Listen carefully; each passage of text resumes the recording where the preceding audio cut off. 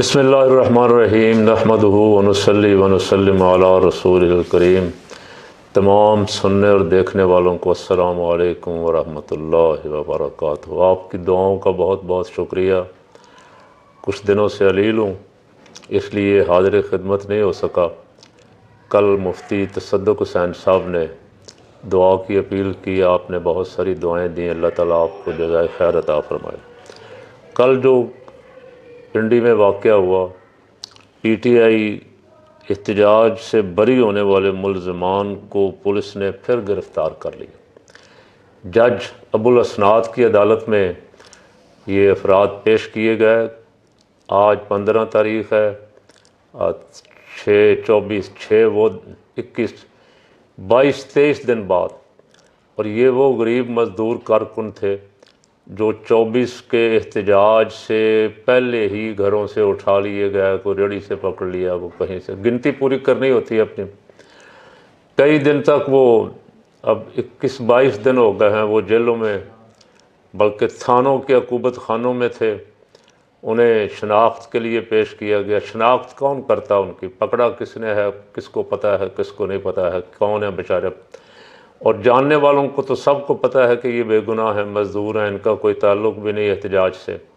اگر ہے بھی تو پھر بھی احتجاج تو پاکستانیوں کا، ہر پاکستانی کا آئینی حق ہے۔ اس کے باوجود انہیں 21-22 دن بعد پیش کیا گیا۔ جج ابوالاسناد صاحب نے شاید زندگی کا کوئی پہلا نیک کام کیا کہ انہیں بری کرنے کا حکم دیا، اور ساتھ یہ فرمایا کہ اگر ان کو دوبارہ گرفتار کیا تو میں آئی جی کو اور سب افسروں کو ادھر عدالت میں بلا لوں گا۔ وہ بیچارے گرفتار شدگان جب باہر نکلے تو باہر پھر پولیس کھڑی تھی، رہا ہو کے باہر نکلے تھے، ایک مصیبت سے نکلے، دوسری مصیبت سامنے کھڑی تھی۔ اب انہیں کہا گیا کہ تم عدالت سے باہر نہ جاؤ، اس لیے کہ سپریم کورٹ کا فیصلہ، عمران خان کی گرفتاری جب ہوئی تھی ہائی کورٹ سے، تو اس وقت سپریم کورٹ کا فیصلہ آ چکا کہ احاطہ عدالت سے کسی کو گرفتار نہیں کیا جا سکتا۔ جج صاحب نے، ابوالاسناد صاحب نے بھی کہا، پولیس نے نہیں مانا۔ پولیس نے ان کو اندر آ کے، احاطہ عدالت کے اندر وہ بیٹھے ہوئے تھے پولیس سے بچنے کے لیے، پولیس نے انہیں وہاں سے آ کے اٹھایا اور گاڑیوں میں ڈالا اور لے گئی۔ کاش ابوالاسناد صاحب اسی وقت عدالت کھولتے، اس لیے کہ خبر تو مل گئی ان کو بھی، اسی وقت لائن حاضر کرتے سب افسروں کو، کچھ کسی کو پتہ چلتا کہ بھئی یہاں عدالت نام کی شے بھی کو ہے۔ بدقسمتی یہ ہے کہ اس وقت جو انتظامیہ بیٹھی ہوئی ہے، جو ڈاکو اور چور ملک پہ مسلط ہیں، یہ کسی آئین اور قانون کو ماننے کے لیے تیار نہیں ہیں۔ یہ کہتے ہیں، دوسروں کو کہتے ہیں انہوں نے عدالت کے فیصلے کی خلاف ورزی کی ہے، جی عدالت نے منع کیا تھا اسلام آباد آنے سے، یہ اسلام آباد آئے ہیں۔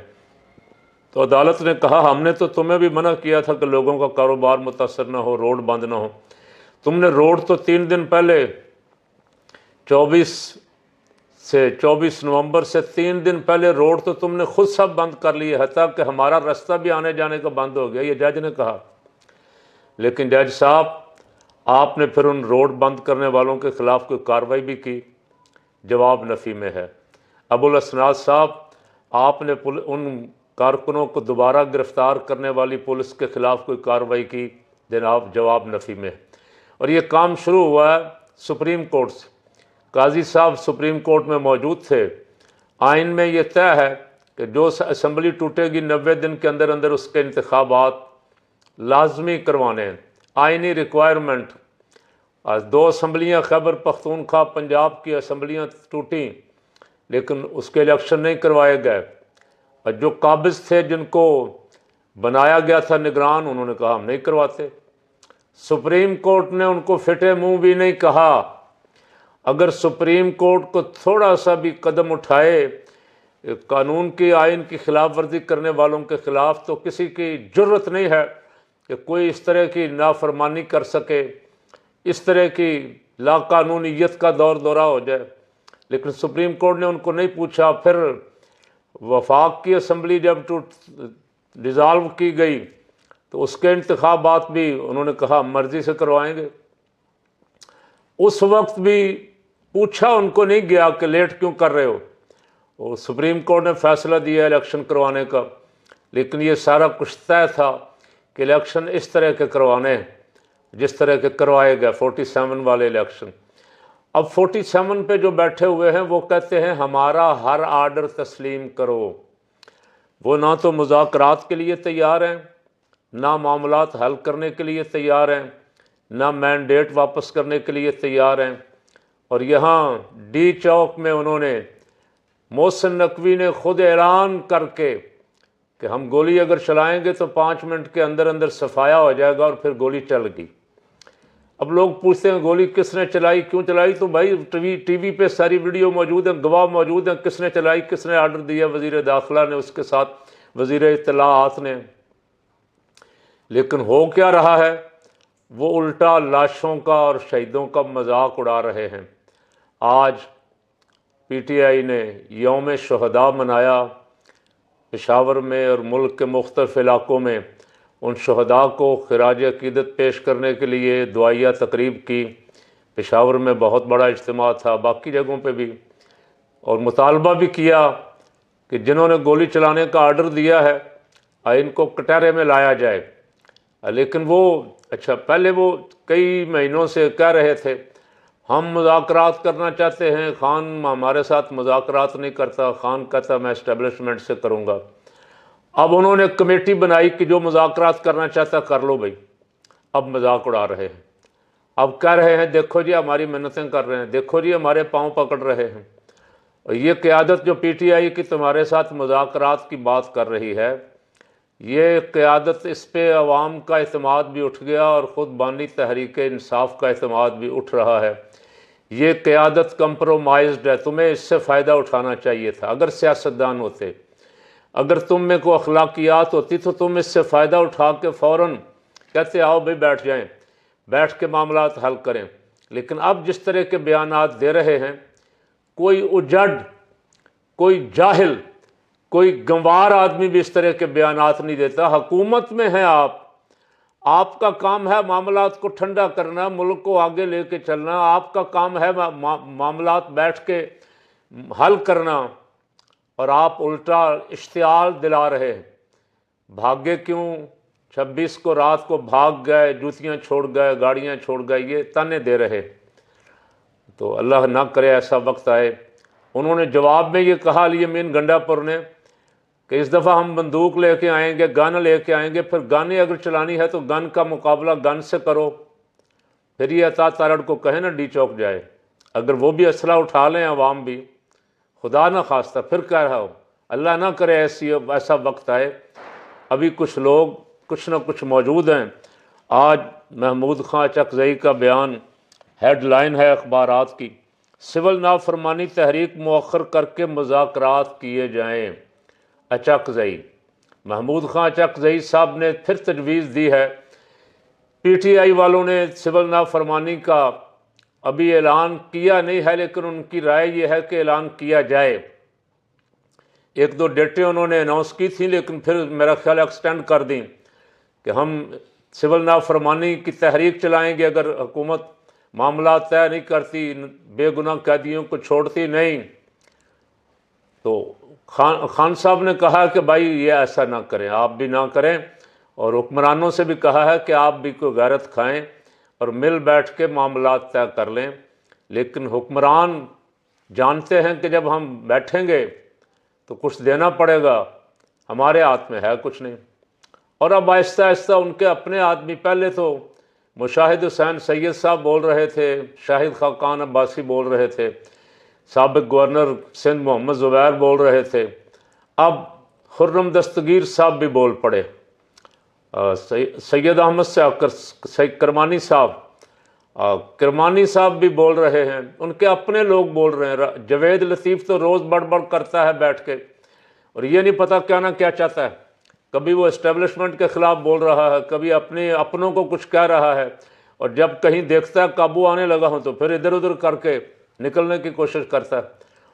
تو بعض لوگ کہتے ہیں کہ یہ نواز شریف کا بیانیہ بنانے کی کوشش کر رہا ہے۔ نواز شریف ہمیشہ اسٹیبلشمنٹ کے خلاف بیانیہ بنانے کی کوشش کرتا ہے، لیکن جب اقتدار مل جائے تو پھر جوتیاں چاٹنے کے لیے بھی تیار ہو جاتا ہے، جیسے آج کل چاٹ رہا ہے اور خاموشی کے ساتھ بیٹھا ہوا سب تماشا دیکھ رہا ہے۔ رانا نصر اللہ کہہ رہا ہے کہ بھائی بات تو ہمارے ہاتھ میں تو ہے ہی نہیں، کون کر رہا ہے جی یہ آپ کو پتہ ہے جو کرتے ہیں۔ رانا نصر اللہ، جاوید لطیف اور بہت سارے ان کے اپنے، کل خواجہ آصف بیٹھا کہہ رہا تھا، اس نے کہا ہمارے ساتھ مذاکرات کرنے کا کوئی فائدہ نہیں، مذاکرات انہی سے کریں جن کے ہاتھ میں کوئی طاقت ہے، کوئی اختیار ہے۔ تو میں صرف حکمرانوں سے کہتا ہوں کہ اگر واقعتاً تمہارے ہاتھ میں کچھ نہیں ہے تو کیا لینے بیٹھے ہوئے ہو؟ کوئی شرم حیا کو ہاتھ مار لو۔ اگر تمہارے ہاتھ میں کچھ نہیں ہے تو یہ بدنامی کیوں لے رہے ہو؟ عوام پہ، نہتے عوام پہ گولیاں چلا رہے ہو، الزام کسی اور پہ ڈالتے ہو، اداروں کو بدنام کرتے ہو، نہتے عوام کو گرفتار کر رہے ہو، گھروں سے مزدوروں کو جن کا پیچھے کوئی کمانے والا بھی نہیں ہے، جن کا گھر چلانے والا بھی کوئی نہیں، ان کو گرفتار کر رہے ہو، ان کو جیلوں میں کئی دن سے بند کیا ہوا ہے۔ اور میں نے پہلے بھی ایک دن عرض کیا تھا، کاش ہمارے جج جو ہیں وہ قرآن و سنت کے مطابق، عدل و انصاف کے مطابق فیصلے کرتے تو ایسے پرچے بنانے والوں کو، بے گناہ لوگوں کو اٹھا کے تھانوں میں بند کرنے والوں کو اڑا دیتے، پہلے دن ہی ہتھ کڑیاں لگواتے ان افسروں کو جو جعلی پرچے بنا کے لا رہے، جو جعلی مقدمے بنا کے غریبوں، مسکینوں، مزدوروں کو، کارکنوں کو، عام کارکنوں کو گرفتار کر رہے، ان کو نوکری سے برطرف کرتے اور کٹہرے میں لاتے۔ ایک ایس ایچ او کی یہ جرت کہ جج نے رہا کیا اور جج نے کہا انہیں کو گرفتار نہ کریں نہیں تو میں آئی ڈی او کو بلاؤں گا، ایس ایچ او باہر کھڑا ہو کے کہہ رہا پکڑو ان سب کو، اور جو صحافی کھڑے تھے وہاں، میڈیا والے کھڑے تھے، ان کو کہہ رہا پرے ہٹ جاؤ ورنہ تمہیں بھی گرفتار کر لیں گے، تمہارے خلاف بھی مقدمے بنائیں گے۔ کیا ایس ایچ او کا یہ جملہ کافی نہیں تھا کہ اسے برطرف کر دیا جاتا اور اسے کٹہرے میں لایا جاتا؟ اور کون ہوتا ہے وہ بے گناہ لوگوں کو دھمکیاں دینے والا کہ تمہارے خلاف مقدمے کر دیں گے، اور پھر ایسے ہی مقدمے تم لوگوں کے خلاف کر رہے ہو، جھوٹے مقدمے کر رہے ہو، صحافیوں کے خلاف، غریب کارکنوں کے خلاف، مزدوروں کے خلاف، ریڑھی والوں کے خلاف۔ کسی کا تو شرم حیا کر لو۔